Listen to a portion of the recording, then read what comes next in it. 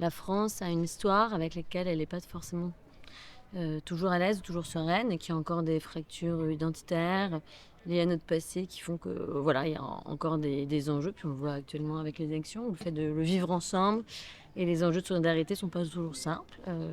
Donc ça, je pense que c'est un problème en France, où d'autres ont peut-être vécu autrement la question migratoire et la question de l'intégration. Aujourd'hui, on voit que ça fait débat, qu'il y a encore plusieurs enjeux et des défis à arriver je veux dire, à solutionner.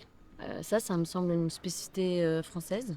Et en fait, je suis même pas sûre que ce soit spécifiquement français, parce qu'on voit quand même que la vague en ce moment et le repli, peut-être avec certains extrêmes, c'est aussi quelque chose qu'on constate dans d'autres pays.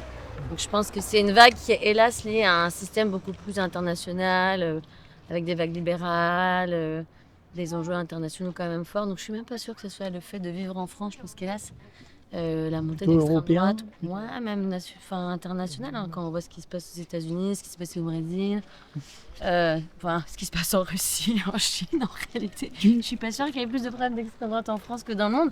Par contre, c'est nouveau. Et ça, c'est peut-être un nouveau défi, en effet, pour la France.